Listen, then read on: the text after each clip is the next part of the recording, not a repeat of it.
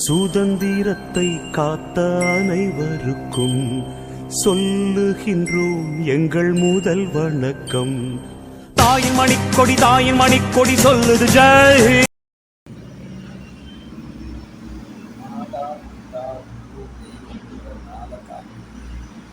தேசியம் பற்றி ரத்தத்திலிருந்து பிரிக்க முடியாத ஒரு விஷயமா இருக்குது. 78வது சுதந்திர தின வாழ்த்துக்கள். நம்மை மேம்படுத்திக்கணும், நம்ம இருக்கிற இடத்துலேருந்து தாண்டி வரணும், ஒவ்வொரு முறை முயற்சிக்கணும். நமக்கு மேலே எவ்வளோ தடைகள் இருக்குது, எவ்வளோ பிரச்சனை இருக்குது, எல்லாமே மேலே எவ்வளோ மேலே ஏறி வந்தோம்னா திருப்பி சொல்கிற விஷயம் அந்த இடத்த தக்க வச்சுக்கணும். கோபிநாத் ஐயாவுடைய நேற்று ஸ்பீச் கேட்டாங்க ஐபிஎஸ்சில். ரொம்ப அருமையாக இருந்தது. பயங்கரமாக ஒரு 3 மாதமாக இந்த வருஷம், ஏன் 3 மாதம், அந்த வருஷத்துலேருந்தே ஆரம்பத்துலேருந்தே இணையருக்கு உடம்பு சரியில்லை, ஒரு 4 லட்ச ரூபாய் செலவு, எதிர்பாராத விதமாக ஒரு கார் வாங்குறது, அப்படி இப்படி கொஞ்சம் வேலையில் ஒரு 15 லட்ச ரூபா முதலீட்டில் இருக்கும்போது இது மாதிரியான சரிவுகள்லாம் பயங்கர பொருளாதார நெருக்கடி ஏற்படுத்திச்சு. ஏன்னா முன்னாடிலாம் சகஜமாக மற்றவர்கள் மனசு நோவாமல் பேசணுங்கிறது தான். நான் அப்பா அம்மா பேரில் ஒரு நிதி ஒன்று ஆரம்பித்தேன், நண்பர்கள் மத்தியில் பணம் வாங்கிக்கிறேன். அது குறைஞ்ச வட்டி தான். ஏன்னா இன்றைக்கி எப்படியோ இருக்கும்போது இப்போ எவ்வளோ அதிகமாகலாம் காசுக்கு பிழிகிறபோது ஒரு பேங்க் வட்டியை விட ஒரு சதவீதம் அதிகம் போது அது பெரிய விஷயமா எனக்கு படலை. அது சேர்த்துட்டேன் ஆரம்பத்தில். என்னுடைய பணம் வருமா வராதான்றதுக்காகலாம் யோசனை பண்ணி நான் செய்யலை. சேர்க்கணும்னு சேர்த்துட்டேன். ஒரு 15 லட்ச ரூபா சேர்த்துட்டேன். ஒரு 7 லட்ச ரூபா கடன் வச்சுட்டு இருக்கிறேன். கடன் வச்சுட்டு இருக்கும்போது இந்த வட்டியும் அதுவும் ஈக்குவலைஸ் பண்ணும்போது எனக்கு கரெக்டாக இருந்தது. இப்போ இதில் என்ன இவ்வளோ நின்றுச்சுன்னா, வட்டி வராதுனால நான் கட்ட வேண்டிய பணம் கட்டலை, வீட்டு செலவு கூட பண்ண முடியாத ஒரு துர்பாக்கியமான நிலைமைக்கு ஜனங்க தள்ளிட்டாங்களா. நான் தான் போயிட்டேன்னு நினைக்கிறேன். எவ்வளோ படிச்சிருக்கிறோம், இவ்வளோ, அதாவது என்னுடைய மேல் வேலை செய்கிற நபரிடம் இதை முறையிட்ட போது அவர் சொன்ன ஒரே வார்த்தை, நீ கை கால் நல்லா இருக்குல்ல, ஏன் வட்டி கொடுத்து தான் நீ வாழணுமா? சிறுப்பு அடிச்ச மாதிரி இருந்தது அந்த வார்த்தை. அவர் நிறையா அட்வைஸ் எல்லாம் சொன்னார். அந்த வட்டி தொழில் எப்படி, ஏன்னா வட்டி தொழில் நான் முதல்ல ஆரம்ப கட்டத்தில் ஆரம்பிச்சது நான் வட்டி தொழிலில் தான். 92 91 ஆதவன் ஃபைனான்ஸு, அன்னை ஃபைனான்ஸ் 2 நிறுவனங்களை நிர்வாகிச்சு ஒரு 20,000 ரூபாய் முதலீட்டில் அதை 1 லட்ச ரூபாய் ஆகி 1 லட்ச ரூபாய் எனக்கு வேணாம், எனக்கு உழைப்பே போதும், ஏன் மற்ற வயிற்றுச்சலில் வாழக்கூடாதுன்னு ஒரே வைராக்கியத்தோட, ஏன்னா ஒருத்தர் சாவு வரைக்கும் போயிட்டாருன்ற ஒரு சங்கடத்தில் அந்த மாதிரி ஒரு நிகழ்வு நடந்தது.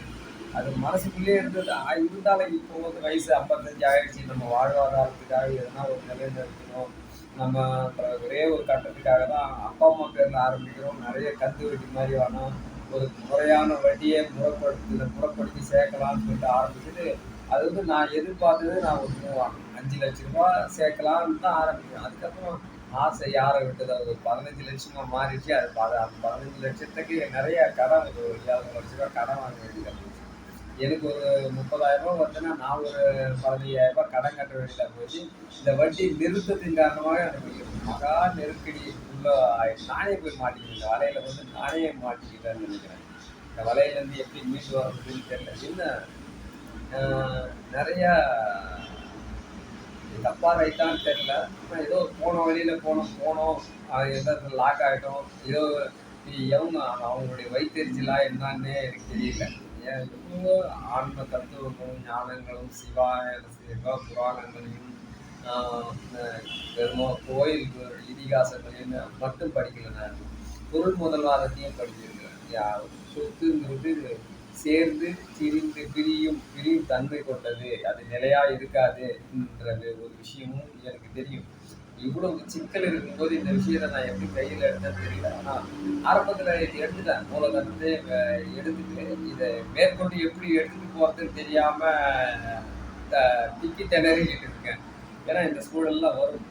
இதை நம்ம குழந்தைங்களுக்கு நல்ல விதமாக ஒரு வழியில் சரி பண்ணுவோம் பார்க்கலாம். எவ்வளவோ பண்ணுறோம், இதை பண்ண மாட்டோமாப்பா அப்படி. 2014 என்னுடைய டைரியை எடுத்து பார்த்தேன். 1,00,000 எப்படியாவது கஷ்டப்பட்டு சேர்த்துருக்கு. இன்னைக்கு 2024 15,00,000 சேர்த்துட்டேன். அன்னைக்கு இருந்த நிம்மதி இன்னைக்கு இருக்குதானா? இல்லை. ஏன்னா அந்த நிம்மதி பணத்தினுடைய குறியீடா பார்க்க ஆரம்பிச்சது எதனால? 2 பொட்ட பசங்க இருக்கிறாங்க, அவங்களுக்கு ஏதாவது பண்ணணும் பண்ணணும். பொட்ட பசங்களுக்கு நல்ல கல்வி கொடுத்தா போதுமே. ஆம்பளையா நீ என்ன ஆரம்பிச்சேன்னு சொல்லிட்டு என்ன கேட்டு கேட்டு கேட்டு நீ ஆம்பளையாரா அப்படின்னு கேட்டு அவங்க பைத்தியக்கார மேல ஆயிட்டாங்க. அவங்களையும் நோய்வாய்ப்பட்டு அவங்களையும் காப்பாற்றணுன்ற நெருக்கடி. என்னன்னா இது ரொம்ப புலம்பலா இருக்குதோ என்னவோ தெரியல. யாராவது எனக்கு ஒரு சின்ன ஒரு சுண்டு விரல் கிடைக்காதா? பணத்தை வச்சுட்டு நான் இவ்வளோ கஷ்டப்படுறேனே. பணம் மற்றவர்களுக்கு நலம் பயிர்ந்து அவங்களையும் நல்லதுபடி நமக்கும் நல்லதாகுன்ற ஒரு நல்ல எண்ணத்துக்காக மட்டும் தானே இருக்குதுங்க. என்ன சிக்கல்ல நான் மாட்டிக்கிட்டேன்னு எனக்கு தெரியல. இங்க புலம்புற நிலைமை கொண்டு வந்துட்டாங்க. ஆனா புத்தகங்கள் வழி நடக்க நிறைய புத்தகங்கள் படிச்சிருக்கிறேன், வாசிச்சிருக்கிறேன். ஏன்னா ஓய்வு கிடைச்சிச்சு. நிறைய பணம் எனக்கு பணம் ஒரு கணிசமான தொகை ஒரு 10,000 எனக்கு மாதம் மாதம் எக்ஸ்ட்ரா வருது, சம்பளம் வருதுங்கும்போது நிறைய ஓய்வு கிடைக்கும்போது புத்தகங்கள் வாசிக்க ஆரம்பிச்சேன். வாசிக்கும் மனசு மென்மையாயிடுச்சு. கனமாக பேச முடியல. ஒரு ஃபைனான்சியருக்கு கனமாக பேசணும், இன்னும் நேரத்துக்கு ஏற்ற மாதிரி அவங்க பேசணும், நல்லதும் பேசணும், கெட்டதும் பேசணும். இதெல்லாம் எதுக்குடா சொல்லிட்டு தான் யோசனை பண்ணிட்டேன். இந்த நிலைமை எங்க போய் முடியும்?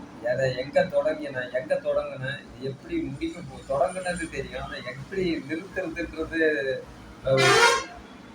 யோசனை இல்லாம போயிட்டு இருக்கு. நிறுத்தி அதை பண்படுத்தி அவங்களுக்கும் அந்த சக தொழிலாளர் நண்பர்களுக்கும் அவங்களுக்கும் உதவி செய்கிற நோக்கத்தோட ஆரம்பிச்சது. அது உதவியாகவே பண்ணி உபத்திரமாகாம எதுக்கும் பெரிய அளவில் நஷ்டம் வராம எல்லாம் வல்ல அந்த இறைவன் என்னை காப்பாற்றுவார் என்ற நம்பிக்கையோடு முடிக்கிறேன். நன்றி, வணக்கம். நான் உங்கள் கலைஞர். ரைட்.